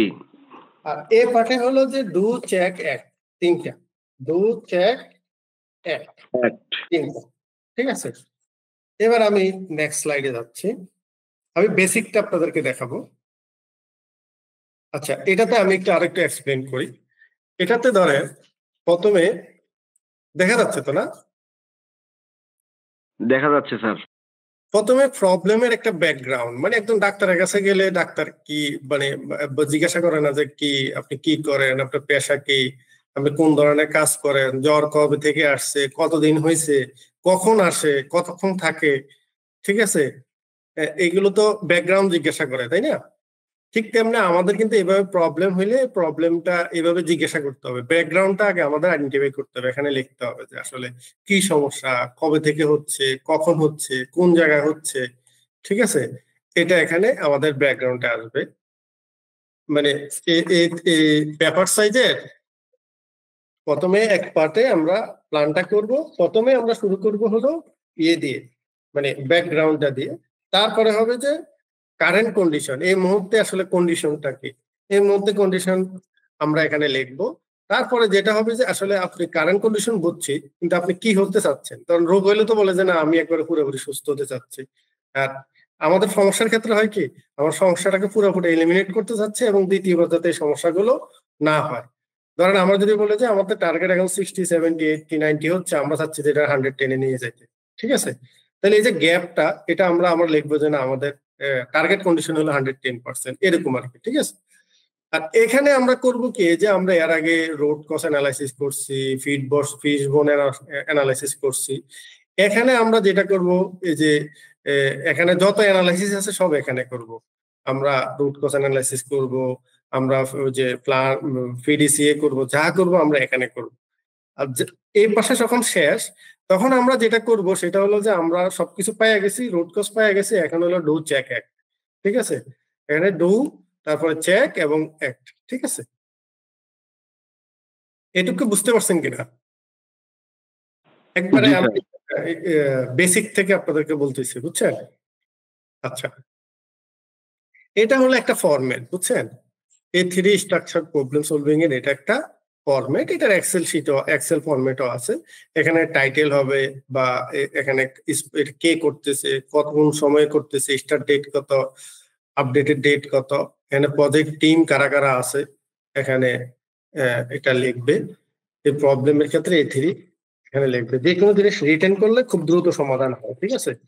তাহলে এই পাঁচটা হলো যে ধরেন এই কাগজ, আর এই পাঁচটা ধরেন এই কাগজ, ঠিক আছে? এই কাগজের ক্ষেত্রে প্রথমে লিখবে কি প্রবলেমটা, সে এখানে ডিসক্রিপশন করবে, তারপরে সে কোন জায়গায় যেতে চাচ্ছে গোল স্টেটমেন্ট করবে, এখানে রুট কজ অ্যানালাইসিস করবে, ঠিক আছে? এখানে ইজ নট হোয়াট, ওই যে আমরা যে 4টা কোশ্চেন করছিলাম, হ্যাঁ, বা এখানে 5W2H বলে আর কি এটাকে, বা 1H, এটা এখানে অ্যানালাইসিস হবে। এরপরে ওই যে আমরা যেটা এখানে করছি, এই যে কারেক্টিভ অ্যাকশন করছি, এখানে কারেক্টিভ অ্যাকশনটা এখানে হবে, কে কি কাজ করবে। তারপরে হলো যে এফেক্ট কনফার্মেশন, মানে আমরা যেটা করছি এটা আমরা মানে কতটুকু হচ্ছে, কিভাবে হচ্ছে, এটা আমরা করবো। লাস্টে হলো ফলো আপ বা অ্যাকশন গুলো আর কি, ঠিক আছে, ফলো আপ করবো, বা যদি এটা ভালো হয় এটা আমরা অন্য জায়গায় কিভাবে এটা অ্যাপ্লাই করতে পারি। আমরা ওই যে প্রবলেম যেটা করছি এটার এখানে একটা প্র্যাকটিক্যাল করব। এর আগে আমরা ওই যে PDCA এটা একটু শিখে নেই, খুব বেসিকটা আমরা শিখবো। PDCA মানে কি? আসলে PDCA বেসিক কিছু না, এটা বলে plan do check act. Plan do check act, PDCA মানে কি বলেন তো? Sir plan do check act. ঠিক আছে, একবারে বেসিক কাজ। ঠিক আছে, এটা এটা এডওয়ার্ড ডিমিং এটা 1950 সালে এটা এস্টাবলিশ করছে, এবং এটা এখন ধরেন সারা বিশ্বের ভিতর সবচেয়ে জনপ্রিয় এটা এই সমস্যা সমাধান করার জন্য। এখানে প্ল্যানের পার্টে আমাদের এই পার্টে আমরা যা করব এটা পুরোটা হলো প্ল্যান। ঠিক আছে, প্ল্যান। এটাতে করব কি, identify the priorities the improvement, মানে আমাদের সমস্যা কি, প্রবলেম স্টেটমেন্ট করব, আমাদের ডাটা অ্যানালাইসিস করব, রুট কজ অ্যানালাইসিস করব, PDCA করব, যা করব এখানে আমরা এই পার্টে আছি। ঠিক আছে, যখন আমরা রুট কজ পেয়ে যাব তখন এই পার্টে হলো শুধু এক্সিকিউশন, আর কিছু না। সবকিছু ফাইন্ড আউট করছেন, অ্যানালাইসিস করছেন, যা কিছু করে বলছেন, এখন হলো জাস্ট ডু ইট। এরপর হলো চেক, এরপরে এটা কাজটাকে আরো কিভাবে স্ট্যান্ডার্ডাইজ করা যায়, যাতে করে ধরেন আমরা একটা SOP মেনটেন করি না, যে সারা বাংলাদেশের সবাই জাস্ট টাইমে সবাই এই কাজটা করবে। ঠিক আছে, স্ট্যান্ডার্ডাইজেশন আর কি। এক্ষেত্রে এটা আমি আর একটু ক্লিয়ার করি যে অ্যাটলিস্ট 50% অফ টোটাল টাইম এটাতে সময় যাবে কোথায়? প্ল্যানে। তাহলে আপনাকে যদি ধরেন একটা কাজ করার জন্য 1 ঘন্টা সময় দেওয়া হয়, আপনি প্ল্যান করবেন কতক্ষণ? আধা ঘন্টা, 30 মিনিট। বুঝতে পারছেন কিনা? প্রথমে আপনি যেটা করবেন, identify the problem, explore the problem. আসলে এক্সপ্লোর বলতে বুঝে আসলে কারণটা কি, আসল কারণটা কি, কি জন্য এই সমস্যাটা হইলো। আপনি ডাক্তারের কাছে গেছেন, যাইলে আপনি ওই যে অ্যাজাম্পশন করে আছে জ্বর, ধরেন নাফা লিখে দিন, নাফা দেখে দিন, নাফা তো জ্বরের ওষুধ। আপনি ধরেন ঠান্ডার জন্য গেল, ঠান্ডার জন্য হিস্টাসিন দিয়ে দিলেন, ট্রিজিন দিয়ে দিলেন, এলাক্ট্রোড দিয়ে দিলেন, ও আচ্ছা এটা তো ঠান্ডার ওষুধ। এমন না, আপনাকে বলছে যে আপনি এটা একটু সময় নিলেন, কথা শুনলেন, কথা শুনে এবার আপনি টেস্ট দিলেন, পরীক্ষা দিলেন, হাইপোথেসিস করে আপনি সঠিক কারণটা বের হলেন। যদি সবকিছু ওকে হয়ে যায়, এবার ওষুধ দিলে কি মানে একবারে খাপে খাপ পড়বে কিনা বলেন তো? রোগ দৃষ্টি ওষুধ পড়বে কিনা? ঠিক মতো পড়বো স্যার। আর যদি আপনি ওই যে সিমটম দেখে ওষুধ দেন, খাপে খাপে পড়বে না। ঠিক আছে, এটার জন্য আপনাকে বলছে 50% সময় নেবেন, consider the potential solution, hypothesis করবেন, হাইপোথেসিস। এরপরে আপনি বললেন যে 50% শেষ, এরপরে হলো যে ইমপ্লিমেন্ট সলিউশন। ইমপ্লিমেন্ট, আপনার কাজের যদি 50% যদি ওইখানে চলে যায়, তাহলে ইমপ্লিমেন্টের জন্য বেশি সময় কিন্তু আর নাই। তাহলে আপনার খুব দ্রুত ইমপ্লিমেন্ট করতে হবে। আমি ফাইন্ড আউট করে বলছি, আপনি যেখানে ইমপ্লিমেন্টে নেমে দিতে হবে, খুব দ্রুত। ইমপ্লিমেন্টে সময় নেওয়া যাবে না। তারপর হলো চেক এবং অ্যাক্ট। ঠিক আছে, এখন PDCA আমরা বেসিক জিনিস দিলাম। PDCA আরো মানে এটা নিয়ে শুধু PDCA নিয়ে একটা সেশন করা যাবে, শুধু ফিশবোন নিয়ে একটা মানে সেশন করা যাবে, শুধু রুট কজ অ্যানালাইসিস নিয়ে একটা সেশন করা যাবে। আমি জাস্ট বেসিকটা এখানে আনতেছি। আমরা ওই যে এর আগে যে প্রবলেম স্টেটমেন্টটা করছি এটাই সেম এখানে বসাইলাম, যে প্রথমে কি হবে, ব্যাকগ্রাউন্ডটা বসাইতে হবে, প্রবলেমের কি বিষয়, যে রহিম এর আগে আমরা যেটা বলছি এটা এখানে বসাইলাম। ঠিক আছে, আমাদের বলছে যে গোল স্টেটমেন্ট কি, আমরা গোল স্টেটমেন্ট বললাম যে না 100% করবে, 20% ক্রেডিট রিকভার করবে, ডিগ্রোথ যেটা এটা রিকভার করবে, এবং ক্রেডিট জিরো করবে। এখন প্রশ্ন হলো আমরা ইজ এবং ইজ নট অ্যানালাইসিস করব। ইজ নট এবং ইজ নট অ্যানালাইসিসটা অনেকটা যদি আমি এক্সাম্পল দিই, ধরেন আপনি একটা স্কিনের সমস্যা নিয়ে একটা ডাক্তারের কাছে গেলেন। তো ডাক্তার প্রথমে দেখলো যে আপনি স্কিনের সমস্যাটা কোথায় আছে। ঠিক আছে, আপনি দেখলো যে আপনি স্কিনের সমস্যা হাতের মধ্যে আছে, স্কিনের সমস্যা পায়ের মধ্যে আছে, স্কিনের সমস্যা বডিতে আছে, মুখে আছে, কিন্তু বডিতে কোথাও নাই।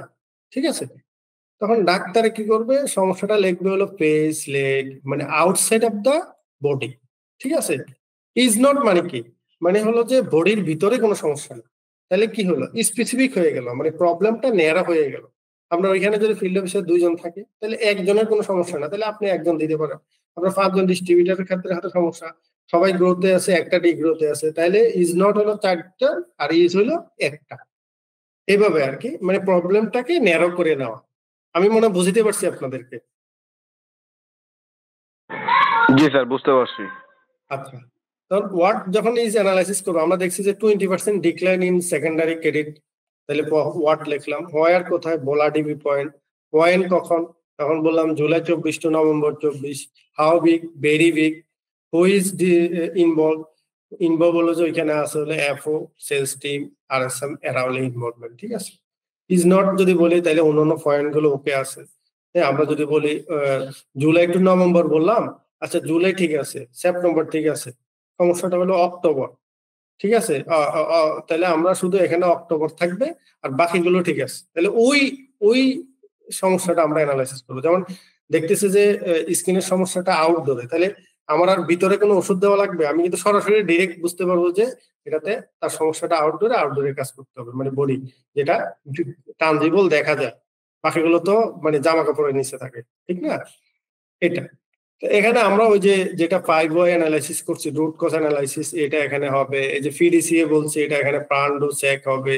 এই যে আমরা ফিশবোন ডায়াগ্রাম করছি, এটা এখানে হবে। যত ধরনের অ্যানালাইসিস আছে সব আমরা এই পার্টে করব। করার পরে আমাদের আমরা এখানে কারেক্টিভ অ্যাকশন নিব। যে আমরা এর আগে কারেক্টিভ অ্যাকশন যেটা নিছি না, কোথায়, এই যে এটা, ঠিক না? এইটা আমরা এই পার্টে কারেক্টিভ অ্যাকশন করব। ঠিক আছে, এরপরে আমরা যেটা করব যে আসলে কতটুকু এটা হচ্ছে, হ্যাঁ, বা যারা এটাতে দায়িত্বশীল, কি এফোর্টটা সঠিকভাবে পালন করতেছে, এরপরে আরএসএম কি আরএসএমটা করতেছে, ডিস্ট্রিবিউটর কি ডিস্ট্রিবিউটরটা করতেছে কিনা, এটার একটা ক্রস চেক, বুঝছেন, একটা মেজারমেন্ট, কে কতটুকু করলো, যে স্ট্যাটাসে সেটা আসবে। এখানে হলো যে আমাদের যেটা, যে ধরেন এটা আমাদের where else the organization can be solution be applied, মানে আমাদের এখানে যে এটা আমরা সলিউশন করছি, এটা আর কোন জায়গায় অ্যাপ্লাই করা যাইতে পারে, অথবা আরো এটা আরো স্ট্যান্ডার্ডাইজ করা যায় কিনা। হ্যাঁ, এটা নিয়ে এই পার্টটা হলো এখানে read across, preventive action, lesson learn. এই হলো যে ধরেন A3 প্রবলেম সলভিং এর স্টেপ। যখন এভাবে স্ট্রাকচার্ড হয়ে একটা প্রবলেমকে অ্যাড্রেস করে, ওই প্রবলেম কি দ্বিতীয়বার আর ঘটার সম্ভাবনা আছে বলেন তো? না স্যার। এটাই হলো যে ধরেন A3 প্রবলেম সলভিং। আমরা আমাদের প্রেজেন্টেশন শেষ করলাম।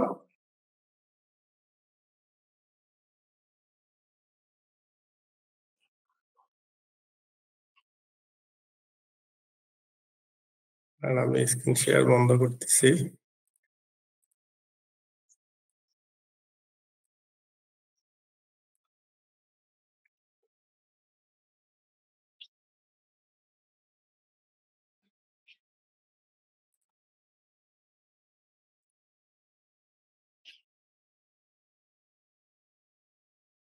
আচ্ছা, আমরা ধরেন এখানে আজকে চেষ্টা করছি যে স্ট্রাকচার্ড ওয়ে কিভাবে প্রবলেম সলভ করা যায়। আমরা ধরেন রুট কজ অ্যানালাইসিস নিয়ে কথা বলছিলাম, এবং আমরা ফিশবোন ডায়াগ্রাম করছি, আমরা ধরেন A3 প্রবলেম সলভিং নিয়ে কথা বলছি।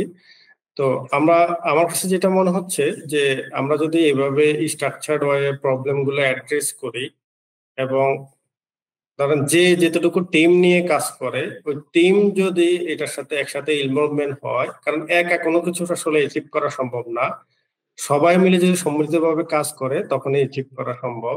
এই জন্য ধরেন ডেভেলপের স্বার্থে অথবা মাইন্ড টিউনিং এর স্বার্থে আমি আজকের এই এজেন্ডাটা নিয়ে আসছি। তো আপনাদের একটু 1-to-1 রিভিউটা শুনবো এখানে আপনারা যারা আছেন। এটা আমার কাছে যেন মনে হচ্ছে যে মানে একটু এক্সেপশনাল ভাবে আমি চেষ্টা করছি যে এটা এস্টাবলিশ করার জন্য। তো কন্টেন্টটাও একটু ডিফারেন্ট, বাকিটা আপনারা রিভিউ দিবেন। হ্যাঁ, আপনারা যদি কেউ রিভিউ দেন। ধন্যবাদ স্যার। আজকের কন্টেন্টটা স্যার আসলে আমরা যে কাজটা দৈনন্দিন জীবনে স্যার আমরা করি, আমরা ডিস্ট্রিবিউশন বা ফিল্ড ফোর্স বা আমরা নিজেরা যে সমস্যাগুলোর সম্মুখীন হই, অনেকটা স্যার এই রিলেটেড স্যার, মানে বাস্তব ভিত্তিক। তো আমরা যে কাজগুলো স্যার হয়তো গোছায় করতে পারি না স্যার, বা কোনটা আগে করতে হবে বা কোনটা পরে করতে হবে, এই বিষয়গুলো নিয়ে স্যার আমরা হেজিটেশনে থাকি। আর হয়তো যারা খুব বেশি অভিজ্ঞ তারা হয়তো জিনিসটা অন্যভাবে এটাকে হ্যান্ডেল করে। কিন্তু এর যে একটা সুন্দর প্রসেস আছে স্যার, আজকে এই জিনিসটা আসলে শিখলাম। এবং এই কাজগুলো পর্যায়ক্রমে করতে গিয়ে কোনো ছোট বিষয়ে আসলে স্যার অবহেলা করা যাবে না। এবং ছোট ছোট যে বিষয়গুলো আছে, আমাদের যে ভুলগুলো আছে, সেগুলোও স্যার এখানে নিয়ে আসতে হবে, যাতে করে এই ছোট ভুলের কারণে স্যার আমরা বড় একটা সাফল্য অর্জন থেকে স্যার ব্যর্থ না হই। তো মোট কথা স্যার, আজকের মানে টপিকটা ভালো ছিল স্যার। এটা আমাদের একেবারে প্রফেশনাল, বিশেষ করে যারা সেলস প্রফেশনে আমরা আছি তাদের সাথে স্যার একান্তভাবে রিলেটেড স্যার। ধন্যবাদ স্যার আপনাকে সময় দেওয়ার জন্য, এবং সুন্দর এবং সাবলীলভাবে আমাদেরকে উপস্থাপন করছেন। এটা এটা বলেই স্যার আমি শেষ করছি। আচ্ছা, এটাতে যখন আপনার জিনিস একটা খেয়াল বলে দেই, যখন আপনার এই প্রবলেমটা করবেন, তখন ওই যে ডিজাইনটা খুব সুন্দর দেখা যাইতে হবে, খুব গোছানো আসতে হবে, এটা কিন্তু মেইন প্রায়োরিটি না। ধর আমি যখন আপনাদেরকে যে দেখাইলাম প্রবলেম গুলো খুব স্ট্রাকচার্ড হয়ে করছি খুব সুন্দরভাবে, আপনার উদ্দেশ্য যদি হয় যে ওইটাকে সুন্দর করে করা, তাহলে আপনার এটা সুন্দর হবে কিন্তু সমস্যা সুন্দর হবে না, সমস্যার সমাধান সুন্দর হবে না। আর আরেকটা বিষয় হলো যে ধরেন খুব বেশি ডেকোরেটিভ করা দরকার না। যখন A3 পেপারটা ফিল আপ করবেন, খুব ডেকোরেশনে খুব বেশি কনসেন্ট্রেশন করবেন না, কনসেন্ট্রেশনটা করবেন যে কিভাবে সমস্যা সমাধানটা আরো কি সুন্দরভাবে করা যায়। ঠিক আছে, নেক্সট। ঠিক আছে স্যার। ধন্যবাদ স্যার। আমি বলি, কারণ এখানে এক্সাম্পলটা আমার কারণে আমার নিজেরও অনেক কিছু স্যার ডেভেলপ হয়েছে। তো সমস্যা কি আপনার রিলেটিভ হয়ে গেছে না? হ্যাঁ, এই জন্য আর আমার নিজের কিছু বাস্তবায়নও কাজে লাগতেছে। আসলে স্যার, এই যে আপনার কাছ থেকে কিছু ওয়ে আউট পাইলাম, যে ওয়ে আউট গুলো আমার কাজের কিছু গ্যাপ মানে এখন প্রমাণিত হয়ে গেছে যে আসলে এটা এর চাইতে একটু ব্যতিক্রম ভাবে করলে আমার জন্য এত ভালো হতো। যেমন আপনি মার্কেট রিলেটেড একটা ইয়ে ছিল, লাইন ছিল, যেখানে বলা হয়েছে যে আমার আগের যে ফিল্ড অফিসার ছিল উনি নাই, ওনার অ্যাবসেন্সে নিউ যে ফিল্ড অফিসার আসছে তার সাথে আমার সকল দোকানের একটা পরিচয় পর্বটা থাকা বেটার ছিল। তো ওভারঅল দেখা গেছে এই কাস্টমার রিলেটেড এমন তারা খুব সহজে একজনকে গ্রহণ করতে চায় না। এটা চিরন্তন সত্য, কারণ আমি দীর্ঘদিন তো এদিকে দেখতেছি। ওনাদের সবসময় হলো একাধিক মোটিভেশন, এবং হলো কাস্টমার সাথে যতক্ষণ পর্যন্ত আমরা লাইগে না থাকি বা তাদের মন মতন একটা দোকানদার তখনই আমারে মনে রাখবে যখন আমি আমাকে তার মতো করে উপস্থাপন করতে পারবো। একটা দোকানদারের কাছে আমি যখনই তার মন মতন করে উপস্থাপন করতে পারবো বা তার মতো করে একটু কিছু একটা অঙ্গভঙ্গ দিতে পারবো, যাতে করে সে বুঝে যে না আসলে এই লোকটা আমার ভাষা বুঝে বা আমি কি চাই সে বুঝতে পারে, তো তখন আমি যদি কোনো রিকোয়েস্টও করি ওই রিকোয়েস্টটা সে ফালাইতে পারে না। কারণ এটার এক্সাম্পল কিছু একটা আপনিও জানেন যে এই ভোলা সদর মার্কেটটার যেগুলা সবচেয়ে বড় বড় রাঘব বোয়াল, যারা সম্পূর্ণ মানে আপনি সন্ধ্যায় ফোন দিলে পরের দিন সকালবেলা মাল চলে আসে। অলরেডি আমার সবচেয়ে বড় গুলার মধ্যে আমার এখান থেকে গিয়ে নাই, নিউ ফিল্ড অফিসার থাকলে হয়তো ভালো হতো। এখন তাদের কিন্তু পুরোটাই মনিটরিং আমার করতে হয়, এবং তাদের সাথে আমারই সম্পর্কটা প্রথম পর্যায়ে কিন্তু তারা আমারই গ্রহণ করে নেয়, এবং আমার সাথে অনেক চ্যালেঞ্জও করছে, ভাই আপনি এটা পারবেন না, এটা দেখেন কি করি। তো এই জন্য আমার একজন ফিল্ড অফিসার সে আসছে এবং তার নিয়ে আমি ঘুরছি, কিন্তু একদিনে তো তারা আমাদের রিসিভ করে না। তো আমার সর্বোপরি আজকের মিটিং থেকে শেখা হলো যে হোক তাতে কি, আমাদের রিসিভ করে না, এরপর একাধিকবার আমরা তাদের সাথে লাগে থাকি, বা সে কোন স্টাইলে চায়, কিভাবে তার মতো করে আমাদের চলা যায়, দিন শেষে তাদের সাথে আমাদের সম্পর্ক বাড়ায় ব্যবসা করতে হবে, এটাই হলো আমাদের মূল লক্ষ্য। আর আমার সেলস এর এতদিনের অভিজ্ঞতা একটাই স্যার, সম্পর্ক ছাড়া কিছুই নাই। আমি এইটা ছাড়া অন্য কিছুতেই মানে বিশ্বাসী নাই, কারণ আমি দেখছি অনেক কঠিন কাজ স্যার, অনেক কঠিন কাজ শুধু সম্পর্কের মাধ্যমে অনেক সহজ হয়,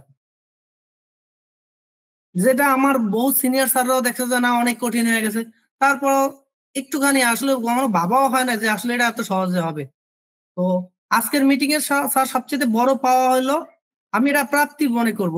হয়তো যে যাই বলুক না বলুক, আমার কাছে এটা অনেক বড় একটা প্রাপ্তি। এখানে কিছু কিছু স্যার আমার নিজের জন্য অনেক একটা মাইলেজ দিছে। যদি আমি কোড কিছু কিছু করছি আর কিছু কিছু কোড করি না এই জন্য, কারণ এই লিঙ্কটা তো আমি পাবো, সেখান থেকে আবার আমি একাধিকবার রিভিউ দেখবো। রেকর্ড পাবে। জি জি স্যার, যদি এখানে আমি সময় বেশি নিয়ে নিছি। ধন্যবাদ এখানে স্যার। অনেকগুলো এটা দিয়ে যদি স্লাইড করা যায় মিনিমাম 100টা স্লাইড করা যাবে, কিন্তু কিছু বিষয় এখানে ছুটেও গেছে। যখন সমস্যাটা নিয়ে কাজ করবো, কোনো ব্যক্তিকে টার্গেট করা যাবে না কিন্তু, ঠিক আছে? সমস্যাকে টার্গেট করতে হবে। আপনি যদি ব্যক্তিকে টার্গেট করেন তাহলে কিন্তু সমস্যার সমাধানে যাইতে পারবেন না, ঠিক আছে? জি এটা স্যার, একটু মাথায় রাখবেন। জি স্যার। এনিওয়ান?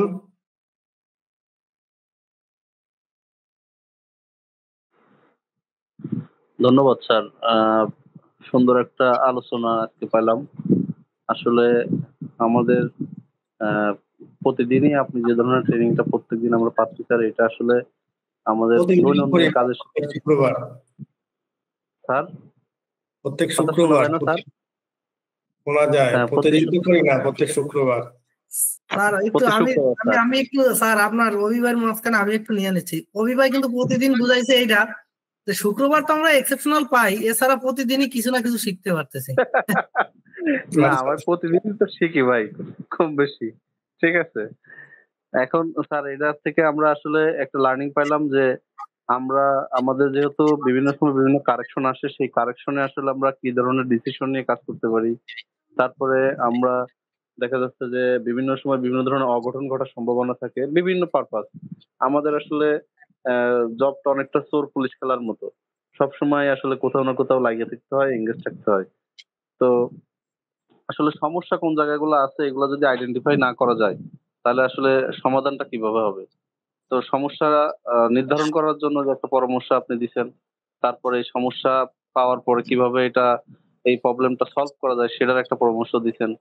আসলে এগুলা আমাদের প্রত্যেকটা কাজই আমাদের প্রত্যেকদিন লাইফের সাথেই আসলে আমরা যাচ্ছে, কিন্তু আমরা ওই ফায়ার ফাইটারের মতো কাজ করতেছি। তো আমরা এখান থেকে যাতে ফায়ার ফাইটারের মতো না কাজ করে আমরা ওই রাশিয়ার 4S-400 এর মতো একটা মিসাইল সবসময় রেডি রাখতে পারি স্যার। এভাবে আমরা প্ল্যানিং সাজাবো ইনশাল্লাহ, আর এইভাবে কাজ করব। ধন্যবাদ স্যার। প্রবলেম সলভিং এর এই স্টেপ গুলো আপনারা রিয়েল লাইফ প্র্যাকটিস করবেন।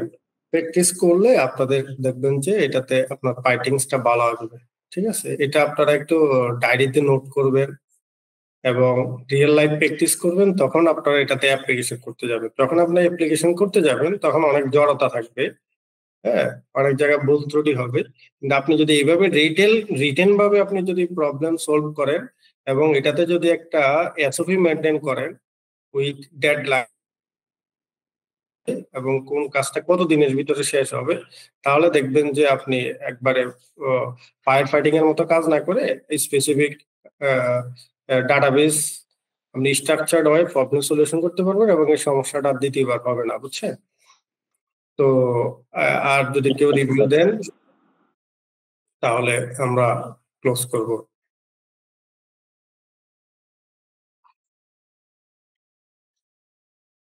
আচ্ছা, তাহলে আজকে এই পর্যন্তই। সবাই ভালো থাকেন। আমরা চেষ্টা করবো যে রেকর্ডটা আপনাদেরকে শেয়ার করে দেওয়ার জন্য। পরবর্তীতে আপনারা এটা নোট রাখবেন এবং নোট মেনটেন করবেন।